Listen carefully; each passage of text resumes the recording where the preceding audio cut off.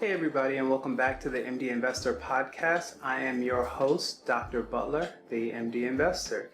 So today what I want to talk about is the application process or applying the core principles. So in the previous two episodes, what we talked about was the core principles of financial literacy.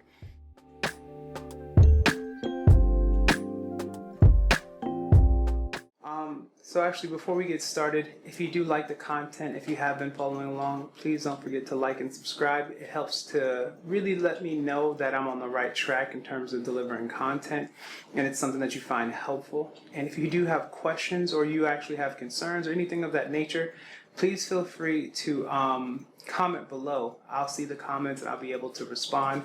That way I get an idea of what I can help you with, because my ultimate goal for the podcast is to deliver information and really help try to share knowledge so that people can actually have help to lead to their financial freedom. So as a physician myself, it is something that I struggled with, and I had to actually find my own way in order to basically get to where I wanted to be financially. And I really want to help other people find that same success, because I've had a lot of friends reach out to me and I've had a lot of colleagues reach out to me and say, hey, how are you doing this process? So the reason we're starting with the core principles and the application of the core principles is because you have to start with the beginning. So it's kind of hard to jump into reading a novel and you don't know your ABCs, or you can't actually, read words at all. And then I start getting to things that are a lot more advanced. So, for example, business structure and tax structure and setting up multiple different companies and how to set up your health insurance or how to trade or how to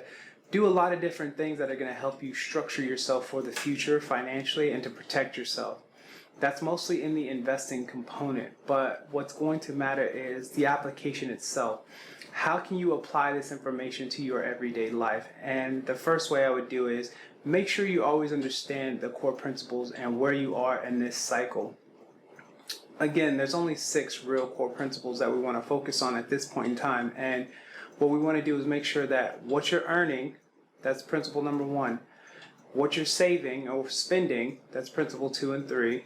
What you're borrowing, what you're investing, how you're protecting. Like, all of these things are going to matter. So when we talk about earning, the way that I had to make adjustments was that any money that I had coming in, any earned money, which means that I physically had to go work, I physically had to be in the hospital or seeing patients, my earned money had to be done in this capacity, which means that, like, how I approached it. If I had to go work for that money, I need that money to go work for me. That's my approach. If I have to go work for something, whatever I'm going to work for has to work for me in some capacity. I can't just go work for it and then give it away to someone else. Like, that doesn't make sense to me. So I will never go work for money and then just spend it on something frivolous or spend it on something that's not going to do me any favors, because I worked for that. It took me time.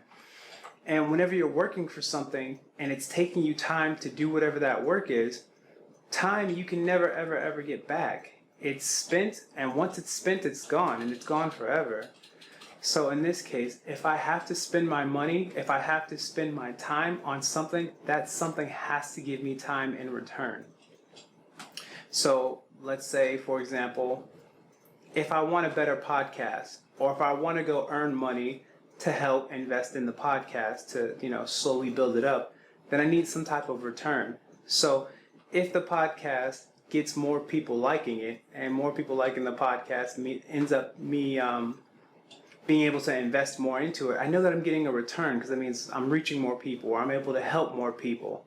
However, let's say, like, it wouldn't make sense for me to go out and buy a very expensive camera or a very expensive studio setup, and then one person watches it, and that one person is me. Then that's not a good return on my investment.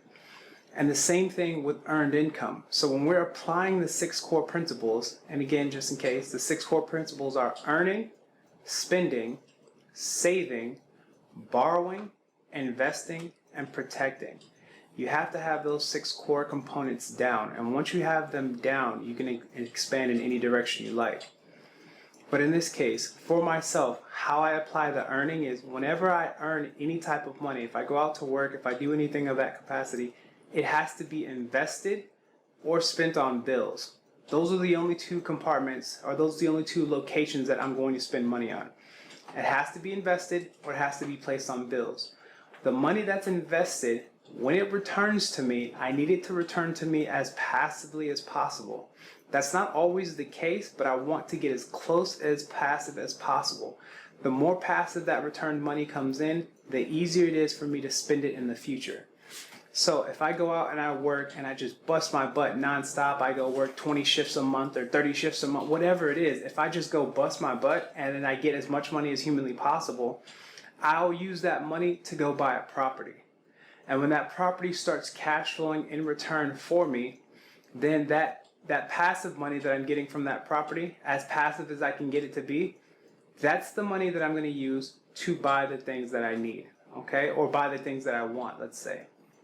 So in this case, if I'm like, oh, I'd really like to have a new camera for the podcast, it has to come to me passively, somehow.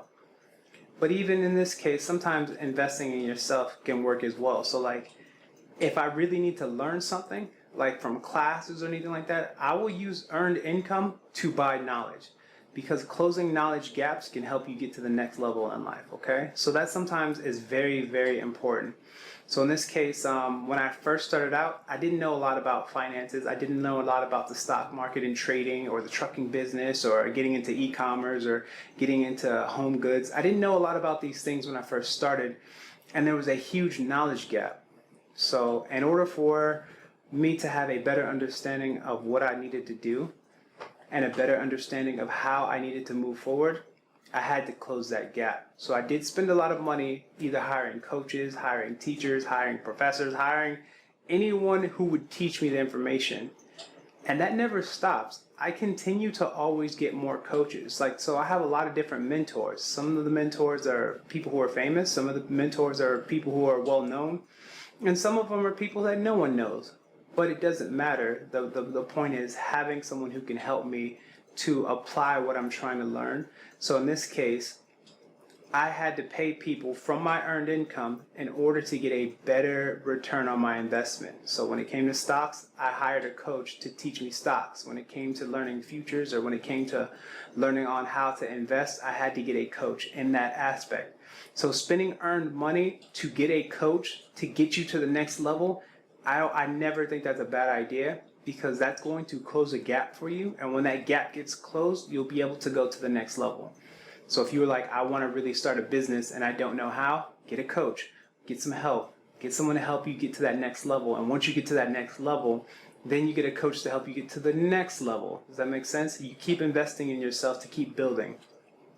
In that regard, then I use earned income as an investment into myself. Other than that, the spending category, I try to keep that as fixed as possible. So spending shouldn't be increasing or decreasing. It should be quite fixed, because I should know what my money is doing. So like we said before, that's your ins and outs, your I's and O's, your input and your output of your monthly salary or your weekly salary or your daily salary. All you have to do is break down the numbers. I also like to make sure that when I'm doing my spending, I try to check it on a daily basis. So every single day when I get up, I check my bank accounts, I check my credit score to make sure that nothing is moving without me knowing about it. And as long as I know about everything moving, then I can adjust accordingly. Sometimes there are surprises like, oh, I forgot this is an annual thing. I forgot I have a subscription for this, or I need to make sure that I pay this for a car registration. Things like that happen, of course, but at the same time, for the most part, I need to anticipate every daily movement. And if you anticipate every daily movement, that means you can actually plan for bigger movements, and that you can actually save up money for investing, or you can save up money for another class or investing in yourself somehow. I would never ever feel bad about going broke if I'm investing it, okay? I will always feel terrible if I go broke doing something that doesn't help me in any kind of way. Like, I don't want to go broke and I'm like, hey, I just spent 10 grand on a family vacation. Yeah, I really enjoyed the memories, but now I can't do anything with that money. I'd rather be like, I spent 10 grand trying to rehab a property, and it took longer than I thought, or it didn't work out, something of that nature. I will always try to invest it first, and then on the return, make sure that's where my leisure comes in. So when I'm dealing with the spending portion of this principle, I want to try to always make sure that my spending is fixed in some format. That way I'm not really dealing with that. Once you have the spending fixed and pretty much locked up to where things aren't changing a lot, like, you know, if you're paying for Netflix or Hulu or both or whatever, that's never going to change. Your mortgage shouldn't really change. Your car note shouldn't really change. Your grocery bill might vary here and there. Of course, like maybe one day you're like, oh, let's buy lobster and get some asparagus.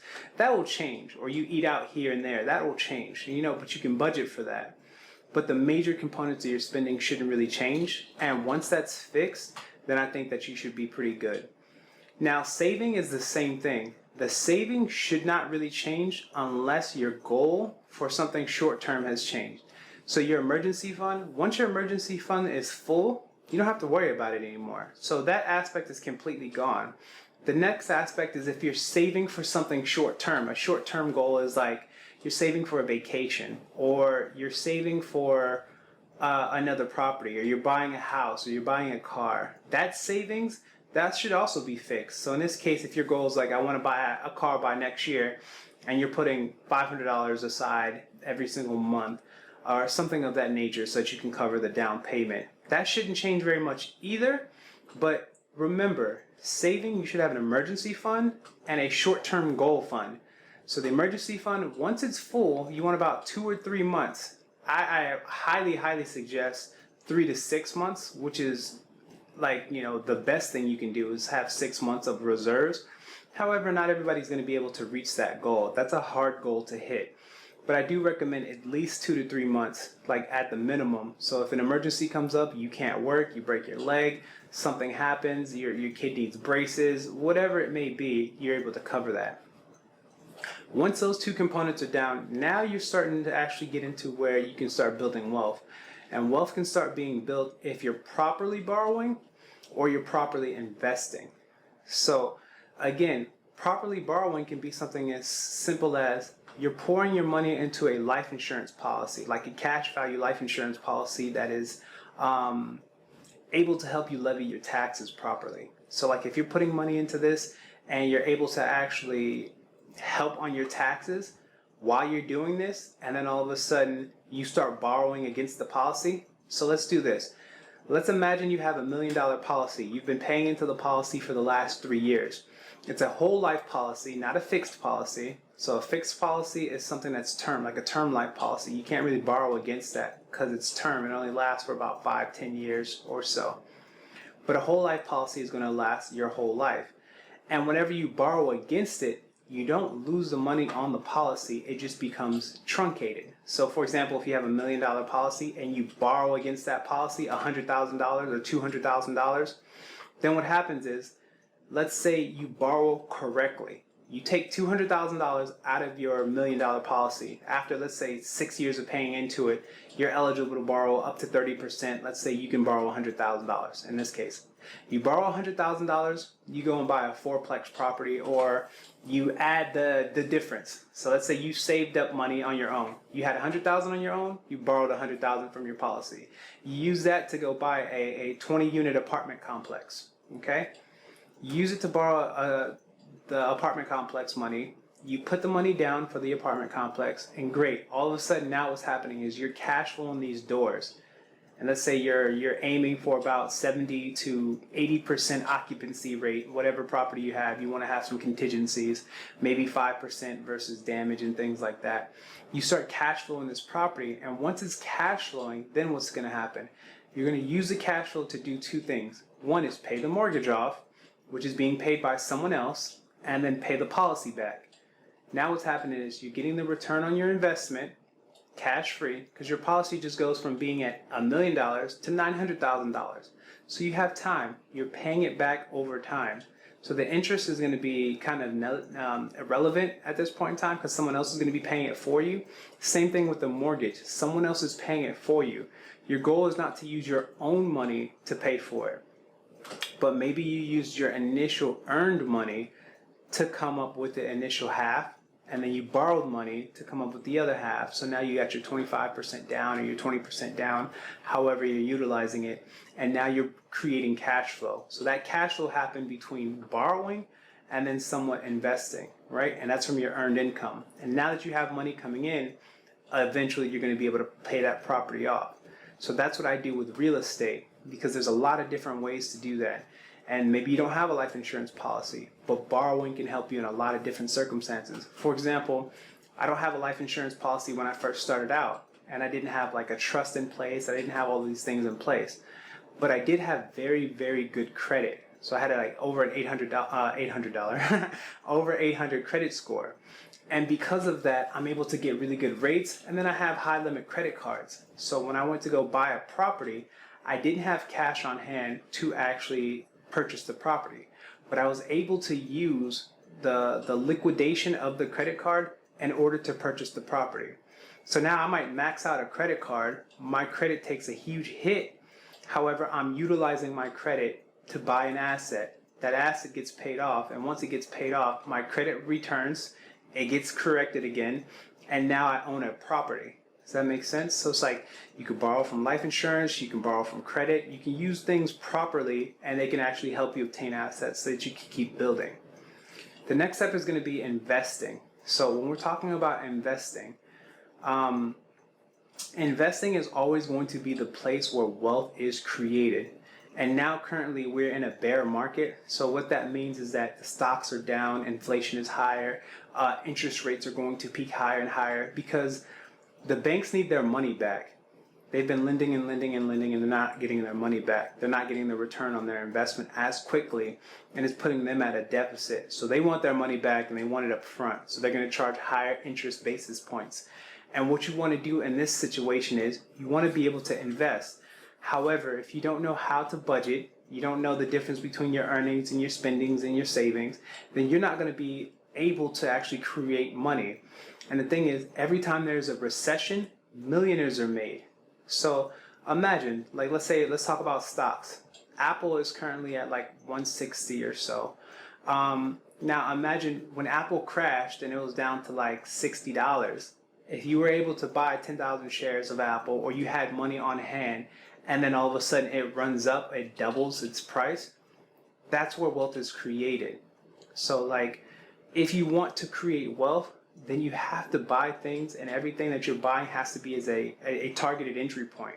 And once you have a good entry point, that's where profit is made. So as stocks continue to fall, as everything continues to have a bear market, you can make money during a bear market. You can sell during a bear market and make tons of money. I do it all the time. You can short stocks all the time. And then when it's actually a very good time to buy, when we start noticing a cycle change, then all of a sudden the money that you accumulated during the bear market just by trading, now you can stock up in your long-term accounts. So you can trade during bear markets to make profit, and then you stack during those bear markets to where now you can invest into your long-term categories to where you're making money for forever. Does that make sense? So like a lot of people are running away from Bitcoin, that's when I dive deeper. A lot of people are running away from Ethereum, that's when I dive deeper. So like very strong coins that have a history of a liquidation cycle. If we're in a liquidation cycle, that means it's cheaper than it's ever been. And if it's going to be cheaper than it's ever been, if it gets completely destroyed, that's when I will load the boat. That's when I will get in as heavy as I possibly can. So then when it actually goes back to its peak market and people are excited to buy it, oh, Ethereum's back up to 5,000. Maybe I should buy it. Have fun. I will be selling it to you. Because if I bought 1,000 coins at $900 and now the coins are up to $5,000, I'll definitely start selling my position so that the people who are interested can start buying. And the next liquidation cycle, I will stack up again. Does that make sense? So that's how we're going to do the investing, because that investing is going to help you build wealth in the future. And the last portion of everything is always protecting. You have to be able to learn how to protect your wealth. So if you're investing for the future, if you're saving for the future, you want to make sure that it's actually going to the future, either your offsprings or your legacy or whoever you want the money to go to. That's the goal. So what we want to do here in order to make sure that you're protecting yourself is you have to have either a business set up, or you have to have a trust set up, or you have to have some type of layers of insulation. So when I buy property, I don't buy property in my personal name. I buy it in my corporation's name. The corporation owns the property, but each property is its own LLC, and each of those LLCs are owned by an umbrella corporation. So there's like layers and layers and layers of protection to it. The goal is not that somebody walks by when it's snowing outside, they slip and break their hip and they go, this guy didn't, shovel his driveway, I'm going to sue him. Good luck with that, because I don't own it. So you can't actually get liquid assets out of me for something I don't own. Does that make sense? It's owned by a company. That company is owned by a trust. That trust is under an umbrella corporation. So there's layers to insulation to where the average person doesn't come and try to take your wealth. Same thing with taxes. Like the government will come and say, hey, we understand that you own this property. Money has to be coming in. Give us your money. But if you're set up like a business, then they understand that businesses look at real estate as a depreciating asset, not an appreciating asset. And if that's the case, you can write off the depreciations. Oh, you got the roof redone.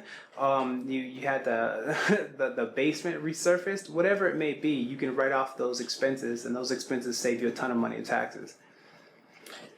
Well, I hope this has been helpful. Again, I always try to keep it to around that 20-minute mark or so that we're not wasting a ton of your time, but you're also getting as much information as I can help you with in a short period of time. In this case, I really do want to help everyone build and grow, and I do want to help doctors understand that their money and their skills and their efforts and their want to help people shouldn't also impinge upon you enjoying your life and your lifestyle. So as always, I want to wish you wealth, health, and happiness, and I really do hope that the podcast is helping. If you do need more help, or if you feel like this information is something that you're extremely interested in, you can always hop over to the mdinvestor.com, and you can see we have coaching, we have classes, we have all kinds of things so where we can help get you to the next level and then help you on your journey for investing. All right, you guys take care. I'll see you next week.